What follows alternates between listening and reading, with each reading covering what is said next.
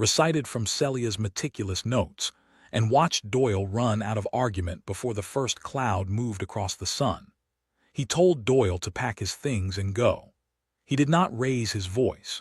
He told Doyle that if the money was returned, he would not go to the circuit judge, and Doyle accepted these terms with the practical desperation of a man who had no better options. By evening he was gone, his gear packed on a mule, the Granger spread behind him like a closed door. Alfred stood in the yard and watched the road for a while after Doyle left. Pete came and stood nearby without speaking, which Alfred appreciated. Pete was a good hand with the good sense to know when silence was the right offering. Then Alfred went inside and found Celia at the kitchen table with Ezra, who had apparently decided she was welcome there, and they were arguing amiably about some detail of frontier cooking, Celia maintaining that adding dried peppers to salt pork was an improvement, and Ezra maintaining that this was a matter of settled fact and needed no further argument since he was the one with the skillet. Alfred stopped in the doorway and watched them for a moment. Celia looked up and read his face with one quick glance and said quietly, "All right, he said. She nodded and turned back to her argument with Ezra, and Alfred went to wash his hands at the basin by the back door, and stood there for a long moment with the cool water over his hands, trying to identify what was happening in the vicinity of his chest, and whether it was a medical concern or something else entirely. He decided it was something else entirely and dried his hands and went to join the argument about dried peppers. On the fourth day, Celia finished the audit. She presented Alfred with a final written report at the office desk, the document clean and careful in her precise hand, every finding noted and every figure verified, and the total accounting of what had gone missing clearly laid out. She also included, in a separate section at the back, recommendations for a new accounting system for the ranch, a simpler method of cross-checking receipts that would make future discrepancies impossible to conceal. Alfred read the whole thing at the desk while she stood by the window and looked out at the yard, her hat off now because she had been inside, and her hair was partly loose from its pins in the way it got by afternoon, a loose strand at her temple that she did not seem to notice or care about. When he looked up from the report, she was watching a hawk in the distance, some small circling shape against the blue. "What you have done here," Alfred said, "is worth considerably more than what my brother paid." Celia turned from the window and looked at him. "The contract set the fee," she said. "I know what the contract set," Alfred said. "I am telling you that the value of the work exceeds the fee. I would like to pay the difference." She shook her head, not dismissively but firmly. "The work is done. The contract is fulfilled. It is a clean accounting." Alfred set the report down. "Miss Mercer," he said, and then found that what he wanted to say next was not a business matter and he was not sure quite how to proceed from here, which was an unusual experience for a man who had spent 20 years making decisions without particular hesitation. Celia looked at him with a faint expectancy, not impatient, just waiting, the way she always waited. "There is no reason for you to leave tomorrow," he said. She was quiet. "The stage from Amarillo does not come back through until Friday," he continued, which was true, and also, he was aware, not the primary reason he was saying this. "And I have 3 months of records from before Crenshaw's time that I would like verified, to be certain the problem did not begin earlier." Celia regarded him. Something in her expression was careful in a way it had not been before, as though she was reading an entry in a ledger that was less clear-cut than the others.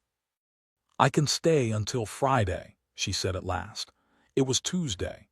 The 3 days between Tuesday and Friday were the days that Alfred Granger would spend the rest of his life understanding.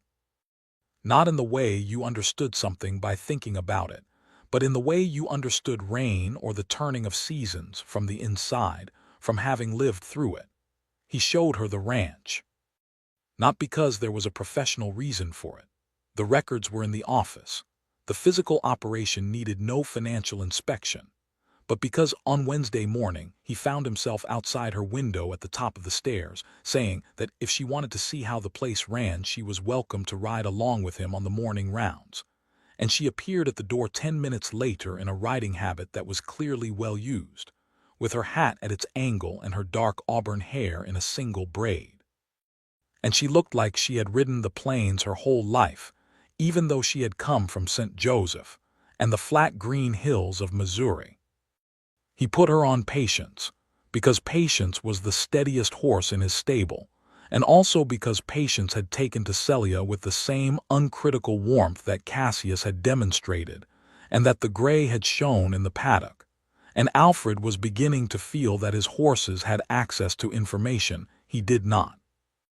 They rode the eastern fence line and the creek bed and the north pasture where the cattle moved in the long grass, and Alfred watched her take in the ranch the way she took in the ledgers systematically, with genuine attention, the kind of looking that was not decoration. She asked questions that were specific and good, not the polite questions of a city visitor but the practical questions of a person trying to understand how things worked. She asked about the water rights along the creek. She asked about the grass management and whether he rotated the grazing sections. She asked about his arrangement with the buyer in Abilene and whether the contract was current. "You think like a rancher," Alfred said at some point. "I think like a bookkeeper," Celia said. "But a ranch is just a business with more mud." He laughed at that. A real laugh, sudden and unguarded, and she looked at him sideways from under her hat brim with an expression that was warm and slightly surprised, as though she had not expected him to laugh, and Alfred realized that he probably had not laughed like that in quite some time. They stopped at noon at the high ground above the creek, where there was a wide flat rock that he had eaten lunch on 100 times, and Ezra had packed them a saddlebag with bread and dried meat, and a canteen of well water that was still cold. And they sat on the rock in the high summer sun and ate and looked out over the ranch from above, and Alfred felt something in him that he could only describe as contentment, which was both familiar and, in this specific configuration, entirely new. "What will you do when you go back?" he asked. "More of this," she said. "There are 4 other assessments waiting on my desk in Kansas City. One of them is a sheep operation up in Colorado, which will be interesting." She paused. "Or not interesting. Sheep are their own education." "You prefer cattle country," he said. She was quiet for a moment, looking at the land below them. "I prefer this kind of country," she said, and there was something in her voice that was different from her usual precision, something less contained. "I have been in a lot of offices in a lot of cities, and this is—" She stopped. "Wide," Alfred said. "Yes," she said. He was watching her profile against the sky, the line of her jaw and the way the braid fell over her shoulder, and the small, unconscious way she had turned her face to the sun, the way people did when they were feeling something good and were not thinking about being seen feeling it. He looked away from her and looked at the land. He thought about what it would mean if she came back. He thought about whether he would ask her to come back. He thought about what that would be, exactly. Whether it would be business or whether it would be something else. Whether he was capable of asking for something else.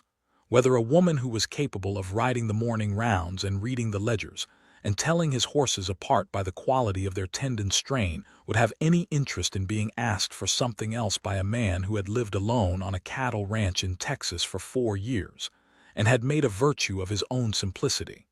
He thought about the rules. He had rewritten Rule 1 the morning she asked about the stable. He had rewritten Rule 2 before he knew he was doing it, had watched himself set the ledger in front of her with the helpless recognition of a man who has already made a decision before he has consciously framed the question. He had rewritten Rule 3 standing in the paddock at noon on the first day, with the gray horse between them and Pete Holly's, doing what he was told by a woman in a road-worn blue-gray dress who had spotted a tendon problem that Alfred had missed. Every rule he had built to protect himself had lasted exactly as long as it took Celia Mercer to have a reason to address it. And he found, sitting on this flat rock above his creek in the Texas noon sun, that he was not sorry. He was not sorry at all. He was, in fact, something close to grateful in a way he did not have vocabulary for yet. On Thursday evening after supper, with Ezra cleaning up in the kitchen and the blue dark coming down over the plain and the first stars beginning to appear, They were on the porch again in the two chairs, and Alfred had been building toward something all day with the patient deliberateness of a man who was going to say a thing and was going to say it right. "I would like you to stay longer," he said. "Not for the books." Celia had her coffee cup in both hands and she was looking at the darkening sky, and she was very still for a moment. "I know there are 4 assessments in Kansas City," he said. "I know the sheep operation in Colorado will be interesting or not interesting depending on the sheep. I know your work is important and you are very good at it." He paused. "I also know that, when you leave on Friday, I am going to spend the following months looking at the empty chair across from my desk, and wondering what on earth I was thinking, letting the most capable and honest person I have met in 10 years ride back to Kansas City on a Tuesday stage." Celia turned her head and looked at him.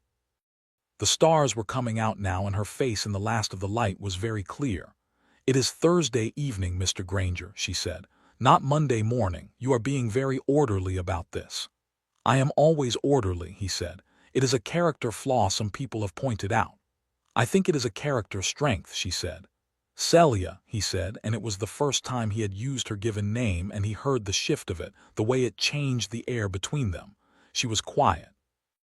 "I am 31 years old and I have been building this ranch for 12 years, and I have done it alone because I believed I was better at it alone," he said.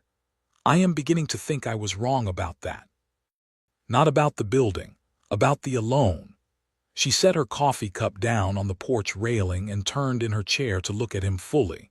Her eyes in the starlight were dark and steady and completely present. "I have made my way for 6 years without any particular support from anyone," she said slowly, "and I have been proud of that. I have also been lonely in a very specific way that I have not had words for until this week, which is the loneliness of being capable and having no one beside you who recognizes what that costs." Alfred looked at her. "I recognize it," he said. "I know," she said. "That is the problem." He reached across the space between the chairs and put his hand on the arm of her chair, not touching her, just placing his hand there in the vicinity of where her hand was, a question without pressure. She looked down at his hand. Then she turned hers over and put it against his, and they sat there in the Texas night with the stars building overhead and the horses moving quietly in the paddock and the sound of Ezra singing something tuneless in the kitchen, and neither of them spoke for a while. "Friday," Celia said at last. "What about Friday?" Alfred said. "I will need to send a telegraph to Kansas City," she said. "The firm will need to reassign the Colorado assessment." He went very still. Then he turned and looked at her and she was looking back at him with that expression that was not quite a smile and not quite not a smile, the one that he had been cataloging since the first morning. "You are staying," he said. "I am staying," she said. He did not shout. He did not jump up. He squeezed her hand and then sat back and looked at the stars and let out a long, slow breath that had about 12 years of solitude in it, and felt it dissolve into the warm, dark Texas air. "I still have terms," Celia said. "I know you do," Alfred said. "I am not a ranch wife who stays in the house," she said. "I will ride when I need to, and I will look at the books, and I will tell your hands what to do when I see something that needs doing, and I will talk to you like a partner and not an employee." "Those sound like rules," Alfred said. "Consider them counterbalancing," she said. He laughed again, that same unguarded laugh from the creek, and she laughed with him this time, and the sound of it went out into the dark night over the Granger spread, and dissolved into the prairie air the way water soaked into dry ground completely and without remainder. The months that followed were not without difficulty, because nothing real is without difficulty, and Alfred and Celia were both people of strong opinion and exact conviction, which meant they disagreed with some regularity and with considerable clarity. They disagreed about the cattle buyer in Abilene. Celia had reviewed the contract during her extended stay, and believed the terms could be renegotiated to Alfred's advantage. And Alfred was of the opinion that a long-standing business relationship was worth more than a marginal improvement in rate. and they argued about this for 3 evenings running before Celia pulled out the figures and demonstrated mathematically that the improvement was not marginal. And Alfred conceded with the grace of a man who had promised himself. He would concede when he was wrong and meant to keep his promise. They disagreed about the hiring of Doyle's replacement. Alfred wanted to promote Pete, and Celia agreed that Pete was capable but suggested a 6-month trial with clear benchmarks rather than a direct promotion. And Alfred initially balked at this, and then thought about it for 2 days and told her she was right. They disagreed about the naming of the gray horse. Alfred wanted to call him Prospect. Celia said this was too precious for an animal with that much direct and unpretentious honesty about him. She suggested the name Oak. Alfred said this was a tree and not a horse name. Celia said trees were the most enduring things in the natural world, and there were worse qualities to invoke. Alfred considered this for an unreasonable amount of time, and then named the horse Oak, and told himself it had been his idea. He proposed in October, on a Sunday afternoon when the weather had finally relented from the brutal Texas summer, and the air was golden and clean, and the caprock in the distance glowed like something from a story. They were on horseback on the high ground above the creek, the same place they had eaten lunch on the Wednesday of her first week, and Alfred stopped Patience and looked at Celia on Oak. The gray had recovered fully from the tendon strain and was a sound and willing horse, especially under Celia, and said what he wanted to say with the directness of a man who had been planning his words carefully and believed in saying them correctly. He said he had never been particularly good at sentiment, but he was very good at knowing what was true. And what was true was that every morning since she had arrived on the stage from Amarillo had been a better morning than the ones before it. Not because she had made things easier, but because she had made them honest, and he wanted the honest mornings for the rest of his life. He said he did not have a ring with him because he had not wanted to presume, and she told him that was one of the most sensible and respectful things a man had ever said to her, and she said yes. They rode back to the ranch in the long golden afternoon light and told Ezra, who had apparently been expecting this development for some time, and had a bottle of whiskey ready that he must have hidden from Alfred's sight and Alfred's knowledge for approximately 3 months. And Pete and the other hands came in from the paddock when they heard the noise, and there was a general atmosphere of celebration that Alfred found both surprising and correct. The wedding was in December, in the small church in the nearest town of Harland, 7 miles north of the ranch. The ceremony was performed by the Reverend Mr. Stokes, who was a practical man who kept his sermons short and his advice direct, and this suited Alfred and Celia both. Celia wore a dress of deep green wool that she had sent to Kansas City made by a seamstress she had worked with before, and it was not a grand dress, but it was exactly right, fitted for a woman who stood straight and moved with purpose. Alfred stood at the front of the church in his best coat and watched her walk down the aisle on no one's arm because she had no family present and had decided, with typical decisive logic, that if she was walking into this, it was under her own direction. He watched her walk toward him and felt the same thing he had felt on the porch on Thursday evening, with the stars coming out over the plain, the particular completeness of a thing that has found its proper fit, like a tenon into a mortise, the satisfaction of a structure that would hold.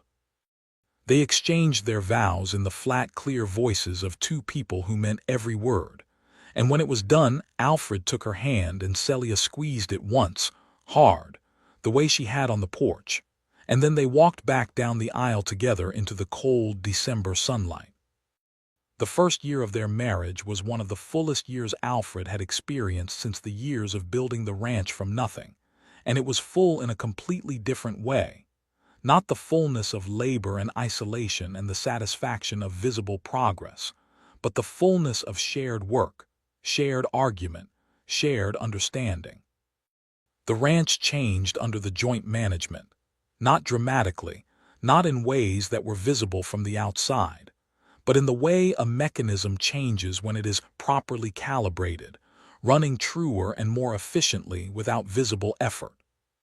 Celia set up a new accounting system that she had designed herself, based on the recommendations in her final audit report, and she trained Pete in the basics of it so that the records were not dependent on any single person to be accurate.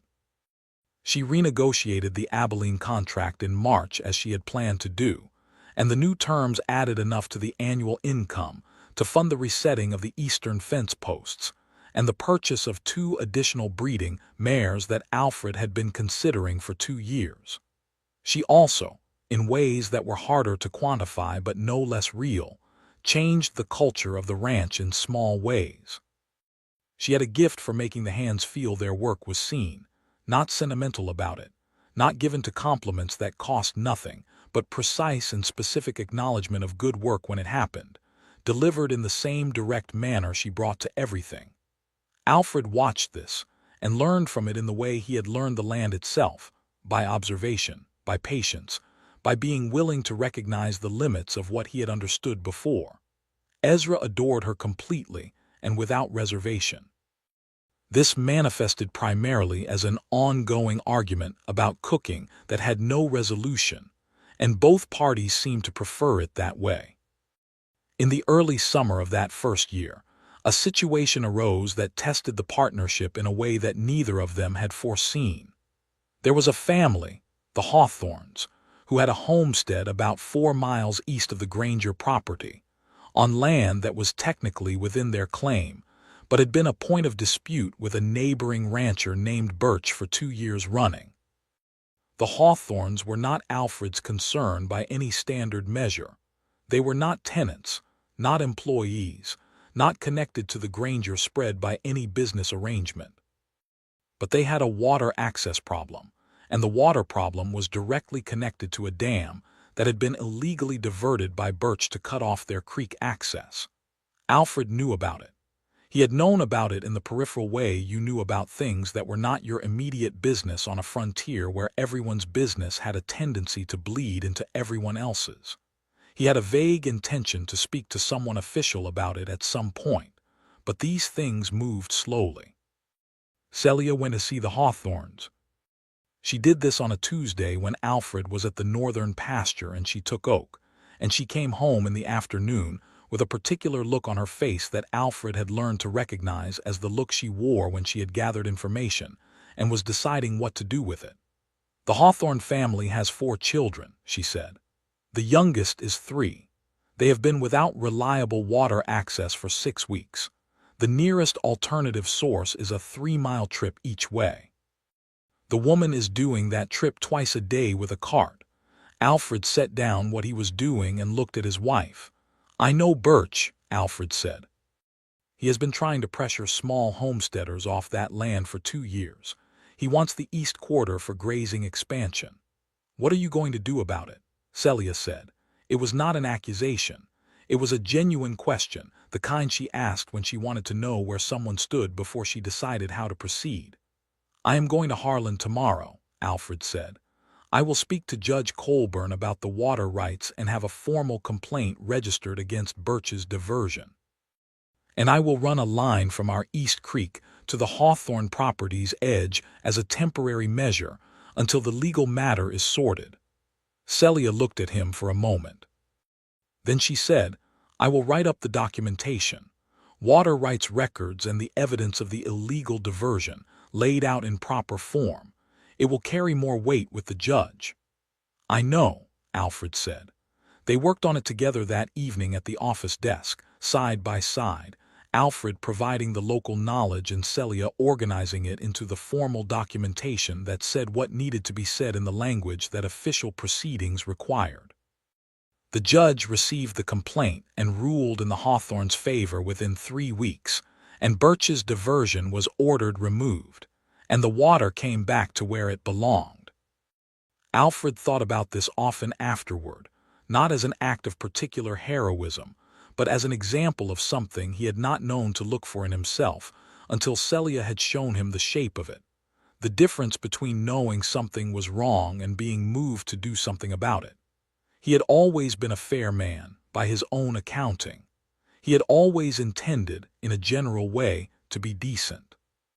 But intention without action, Celia had shown him by example, was just a comfortable feeling that helped you sleep while other people went without water. The injustice of the frontier was real, and it was everywhere, pressed down on the people with the least land, and the least legal standing, the homesteaders, the families trying to build something small in the shadow of larger operations, the communities that had no one to speak for them in the official rooms where decisions were made. Alfred began to notice these things more. He began to put himself in the rooms where decisions were made and say what needed to be said. Celia had not told him to do this. She had simply shown him by doing it herself, and he had followed because the man he wanted to be was the man who followed that example. In the autumn of that first year, Pete Hollis proved himself fully as foreman, navigating a difficult cattle movement during an early cold snap with steady leadership and good judgment. And Alfred made the promotion official and gave Pete the foreman's cabin that Doyle Crenshaw had once occupied. Pete thanked Alfred with a handshake and thanked Celia with a slightly reddened face and the declaration that she was the best judge of cattle and horses and men he had ever worked with, which was, from Pete, the equivalent of a flowery speech. Celia accepted this with a smile that managed to be both genuinely pleased and completely unsentimental. By the second spring of their marriage, Celia told Alfred one morning at the breakfast table, with the characteristic directness that had never once varied, that she was expecting their first child. She said it in the middle of a conversation about the spring cattle count, and she said it with the same matter-of-fact clarity she used for everything. But her hands around her coffee cup were slightly tighter than usual, and Alfred understood that under the steadiness she was feeling all the things that people felt about beginnings. He got up from his chair and went around the table and held her face in both hands and looked at her for a long moment with everything he had never been particularly good at saying visible in his expression. And then he kissed her forehead and sat back down and said, "We are going to need another horse." She laughed so hard she nearly knocked over the coffee, and it was the sound of it, that real, unguarded laugh, that Ezra heard from the cookhouse and came in to investigate. And when he understood what had happened, he sat down at the kitchen table and wept without embarrassment, because Ezra had been on the ranch long enough to want this for Alfred in a deep and patient way that he had never once mentioned aloud. The child was born in November, a fine, cold, clear November morning with the sky like blue glass outside the window of the upstairs bedroom, where Celia lay in the bed with the midwife from Harland in attendance, and Alfred downstairs wearing a path in the floorboards between the kitchen and the foot of the stairs. When the cry came, he was up those stairs before the echo faded, and the midwife met him at the door and said, "You have a son, Mr. Granger. Mother and child are well." Alfred went in and sat on the edge of the bed and looked at Celia, who was tired in the profound way of someone who has just done the hardest possible thing, and at the infant in her arms, who was small and red and furiously alive. "A son," Celia said. She was looking at the child with an expression that Alfred had never seen on her face before, not the focused assessment, not the concentrated precision, but something open and vast and undefended, the way the plain looked after rain when the light came through. "He looks very determined," Alfred said. "He comes by it honestly," she said.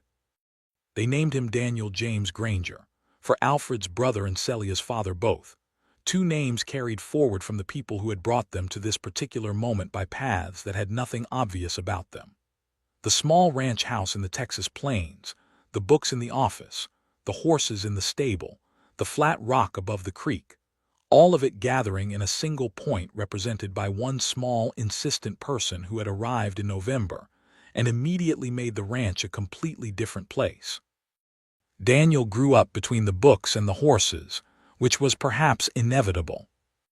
He had Celia's dark eyes and Alfred's serious mouth, and the particular fearlessness of a child who has been raised to believe that honest work and direct speech are the tools you need for most problems, and that you ask for help when you need it and say thank you when you get it. Alfred rebuilt the guest room into a proper nursery in the first year, and built an addition on the back of the house in the second because the ranch was prospering well enough to warrant the space. The cattle operation expanded. A second set of breeding mares produced well. Pete ran the hands with the steady capability Alfred had always expected of him, and the Granger spread became the kind of ranch that other ranchers in the county referred to as a model operation, which Alfred found moderately embarrassing and Celia found completely accurate. When Daniel was 3 years old, Celia told Alfred there would be a second child, this time in the spring. She told him at the breakfast table again, and this time Alfred got up and went around the table and held her and did not say anything about horses, and she laughed against his shoulder without needing the joke. The second child was a daughter, born in April when the wildflowers were pushing up through the still cool ground, and the prairie was as close to green as it got in a good year. They named her Ruth Mary Granger, for Alfred's Aunt Ruth, who had taken Daniel in during his illness and who had written Alfred a long and gracious letter when she heard about the marriage, and for Celia's mother, who was living still in St. Joseph, and who made the difficult journey to Texas the following summer to meet her grandchildren and to sit on the porch in the evenings and look at the enormous sky and tell Celia in a quiet voice that she had done well. She had done so well. The children grew. The ranch grew. The years moved the way years did on working land, not fast, not slow, but with the continuous reliable turning of seasons that was its own kind of abundance. On a June morning several years into their life together, the 14th, though neither of them noted the date consciously at first, Alfred woke before Celia and went downstairs and stood in the kitchen while the coffee came up on the stove and watched the dawn come over the flat line of the plains through the east window. He had stood in this kitchen 10,000 mornings or thereabouts, and he stood in it this morning as a man who knew every board in the floor by feel, and every sound the house made in the wind, and the way the light moved across the room from east to west over the course of a day. He heard Celia on the stairs, her step quick and light the way it always was, and she came into the kitchen with her hair down. She had started leaving it down in the morning some time ago, a small private concession to a life that now had private moments in it. And she came to the stove and poured the first cup of coffee before it had quite finished, and handed it to him with the same matter-of-fact care she brought to every ordinary thing. He held the cup and looked at her and said, "Do you know what day it is?" She was pouring her own cup and she considered this. Then she said, "June the 14th. He said, "The stage from Amarillo came through the gate on June the 14th, 7 in the morning 4 years ago." She looked at him with those dark eyes that had not changed, that were still as direct and as lit from inside as they had been over the ledgers in the first morning's light of their acquaintance. She said, "You remember that?" "I remember everything," he said. She came and leaned against the counter beside him with her coffee cup, shoulder against his shoulder, the easy closeness of two people who had learned the geography of each other thoroughly and inhabited it without self-consciousness. "I thought you were going to send me back on the same stage," she said. "I thought about it," he said, "for approximately 8 minutes. What changed your mind?" He thought about it honestly. Then he said, "Cassius." She turned and looked at him. "The horse," he said. "He liked you immediately. He does not like anyone immediately. I thought if Cassius trusts the judgment, I probably should too." She was quiet for a moment, and then she made the sound she made when something genuinely amused her, the small private sound that was better than any laugh, and put her head briefly against his shoulder. "I am very glad," she said quietly, "that your horse has good taste." "So am I," Alfred said. They stood in the June kitchen with the coffee getting cool, and the sun coming up through the east window, and Daniel making noises upstairs that meant he was awake and would shortly be downstairs and hungry, and Ruth asleep still in the nursery down the hall, and the horses in the paddock beginning their morning calls, and the whole of the Granger ranch settling into another ordinary day that was, like all the ordinary days, everything. The rules had been rewritten. All three of them before noon on the first day, by a woman in a road-worn blue-gray dress who had never known they existed, and had broken them not out of disregard, but out of the simple pressure of necessity and competence, and the particular kind of courage that looked, from the outside, a great deal like ordinary confidence. Alfred had replaced them with things that suited the life he actually had rather than the life he had built walls to protect himself from. The first new rule was simply this. Celia could go anywhere on the ranch she needed to go, because her judgment about what needed her attention was better than his rules about what should be off-limits, and he had trusted her with everything that mattered, and there was no point in cordoning off anything smaller than that. The second new rule was that the books were theirs, not his, because a ledger balanced by two honest people was twice as secure as one that only one person touched, and because the ranch was theirs in the same way, not mine or yours, but ours, which was a word that Alfred had been reluctant to use for most of his life, and now used without thinking, naturally, the way you used the names of things you lived among. The third new rule was the simplest of all. On this ranch, whoever had good information and good judgment spoke up and was listened to, regardless of anything else, because a ranch that ran on anything less than the best available understanding was a ranch that was leaving something on the table. This meant Celia gave directions when she had reason to, and Alfred's men listened because she was right more often than she was wrong, and they had all of them long since understood this to be true. 3 rules rewritten. Every one of them better than what it had replaced. Daniel came downstairs in his bare feet, making the particular stomping noise that 3-year-olds made to announce themselves, and Celia went to him and picked him up with the ease of a woman who had discovered, to her own apparent surprise, that she had a talent for the physical work of mothering that had no analog in anything else she did. Just a direct, warm, capable care that the children responded to with the same uncritical trust that Cassius had shown on the first morning. Alfred watched her carry his son to the breakfast table and put him in his chair and pour the milk and set it in front of him, and answer the rapid and entirely incoherent questions that small children asked before breakfast with the same thoughtful attention she gave to every question she was asked. And he felt, as he often felt in these ordinary moments, the particular shock of gratitude that he suspected was what people meant when they talked about being in love as a state of being rather than an event. He had been told by various sources over his 30-some years that love was a feeling that came and went, that you had to maintain it the way you maintained a fence constantly, with effort, replacing the posts that rotted and resetting the ones that leaned. This was partly true. The maintenance was real. The effort was real.